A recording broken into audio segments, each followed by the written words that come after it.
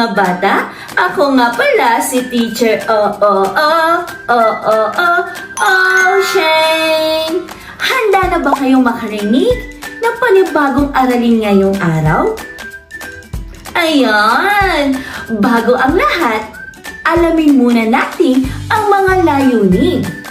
Ang una, natutukoy ang iba't ibang bahagi ng halaman tulad ng ugat, sanga, dahon, bulaklak, at bunga. Pangalawang layunin ay nakakapagguhit at nakakapaglagay ng tamang label sa mga bahagi ng halaman. Pangatlong layunin ay naipapakita ang pagpapahalaga sa mga halaman. Ang pang-apat o ang panghuling layunin ay nahuhubog ang responsableng pag-aalaga sa mga halaman sa ating paaralan at sa ating tahanan. Nalaman na natin ang mga layunin ngayong araw. Ngayon naman, tayo ay magbalik-aral kung ano ba yung napag-aralan natin kahapon. Okay mga bata, ipakita nyo nga kay teacher ang thumbs up! Ang thumbs down? Ayan! Again. Thumbs up. Thumbs down. Okay. Ayan, may ipapakita ako sa inyong mga larawan. Okay, sabihin nyo or ipakita nyo kay teacher ang thumbs up kung ang mga larawan ay nanggaling sa halaman. At thumbs down naman kung hindi. Handa na ba kayo? Ayan, simulan na natin. Unang larawan. Thumbs up or thumbs down? Magaling! Pangalawang larawan. Thumbs up or thumbs down? Mahusay! Pangatlong larawan. Thumbs up, thumbs down? Magaling! Ang pang-apat, ito ba ay thumbs up or thumbs down? Mahusay! At ang panghuli o ang ating panglima, ito ba ay thumbs up, thumbs down? Magaling! Ayan mga bata, hindi nyo nakakalimutan ang ating napag-aralan kahapon. Kaya ngayon, sisimulan na natin ang panibagong aralin. Pero bago ang lahat, gusto nyo bang sumayaw, kumanta? May ituturo sa inyo si teacher. Tangkay, bunga, kahon, bulaklak. 1, 2, 3, go! Ugat, tangkay, bunga, kahon, at bulaklak. Ugat, tangkay, bunga, kahon, at bulaklak. Ugat, tangkay, bunga, kahon, at bulaklak. Mga bahagi ng halaman, daraya, may mga halaman sa kapaligiran. May mga halaman sa kapaligiran. May mga halaman kay gandang masdan. May mga halaman na dapat ingatan. Wow, ang gagaling naman. O, bigyan nyo nga yung inyong sarili na ang galing-galing na. Mabuti! Ang galing-galing. Wow! Ang gagaling nyo namang kumanta. Sumayaw mga bata. Ngayon, simulan na natin ang ating bagong aralin. May idea na ba kayo kung ano yung ating pag-aaralan ngayong araw? Mahusay! Mga bahagi ng mga halaman. Ang unang bahagi ng halaman ay ang ugat. Ang ugat ang sumisipsip sa tubig at sa mga nutrients na galing sa lupa. Ang pangalawang bahagi ng halaman ay ang tangkay at ang mga sanga. Ito ang nag-aakyat ng tubig sa mga sanga at at dahon. Pangatlong bahagi naman ay ang dahon.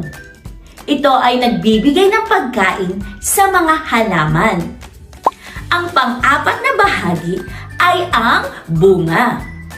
Ito ay kinakain ng mga tao at nagbibigay ng buto upang maging punla.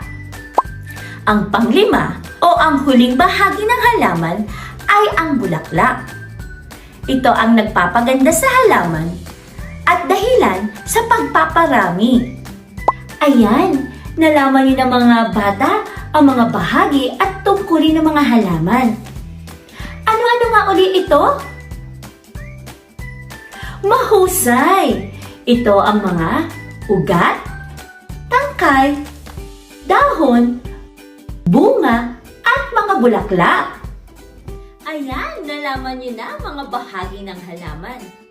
Handa na ba kayo magkaroon ng grouping sa pangkatan ngayong araw, mga bata? Bago ang lahat, meron dapat kayong tandaan habang gumagawa ng pangkatan. Ang una ay makilahok sa grupo. Pangalawa, gumawa ng tahimik. Pangatlo, gumawa sa takdang oras.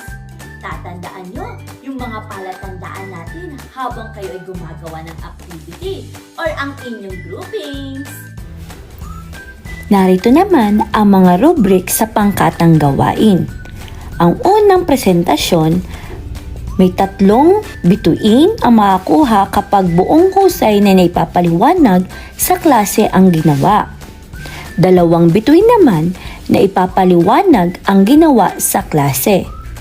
At 1 bituin naman na ipaliwanag ang iilang ginawa sa klase. Pangalawa ay ang kooperasyon. May 3 bituin kung ito ay naipakitang o naipapamalas ng buong miyembro ang pagkakaisa sa paggawa ng pangkatang gawain. 2 bituin naman na ipamalas ng halos lahat ng miyembro ang pagkaisa-isa sa paggawa ng pangkatang gawain. 1 bituin naman na ipamalas ang iilang miyembro sa paggawa ng pangkatang gawain.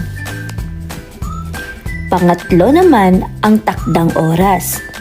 3 bituin kung natapos ang pangkatang gawain ng buong husay sa itinakdang oras. 2 bituin naman natapos ang pangkatang gawain ngunit lumagpas sa takdang oras. 1 bituin naman di natapos ang pangkatang gawain. Ayan, ito na yung mga rubrics ng pangkatang gawain ha. Gumawa kayo ng maayos, mga bata. Ayan, pinangkat ko na kayo sa 3 grupo. Ang unang pangkat ay may pamagat na buuin mo ko. Meron akong ibinigay na mga envelope. Sa loob ng envelope ay may mga gupit-gupit na bahagi ng halaman. Kailangan yung buuin yun. Pangkat una. Ang pangkat pangalawa ay bilangin mo ko. Meron akong ibibigay na picture card or chart. Kailangan bilangin nyo kung ilan yung mga bunga nandun sa larawan. At kailangan bilugan nyo yung tamang numbers o numero na nabilang nyo. Ang pangatlong pangkat naman ay iguhit mo. Iguguhit nyo ang mga bahagi ng halaman sa chart na ibibigay ko. Ayan ha, alam nyo na yung mga dapat gawin. Ha, para hindi tayo magkagulo, mga bata. O simulan nyo na ang inyong gawain.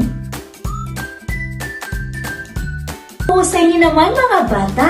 Kung kaya't, bigyan nyo ang inyong sarili ng ang galing-galing clap. 1, 2, 3. 1, 2, 3. Ang galing-galing! Ang galing-galing! Ngayon naman, simulan natin ang ating gawain. Gawin natin. Ituro ng guhit ang larawan sa pangalan nito. Handa na ba kayo? Sa number 1, ano ang tawag sa larawang ito? Tama, magaling. Ito ay dahon. Sa number 2, anong bahagi ng halaman ang tawag dito? Tama, mahusay. Ito ay bulaklak. Sa number 3, ano naman ang tawag sa bahagi ng halamang ito? Tama, magaling. Ito ay bunga. Sa number 4, ano naman ang ipinapakita o bahagi ng halaman? Tama, ito ay tangkay. Magaling! At sa number 5, ano naman ang bahagi ng halaman ang ipinapakita dito? Magaling! Ito ay ugat. Ang huhusay niyo naman mga bata. Kung kaya't, bigyan niyo ang inyong sarili ng ang galing-galing clap. 1, 2, 3. 1, 2, 3. Ang galing-galing! Ang galing-galing! Maraming salamat mga bata. Ako ulit, si Teacher.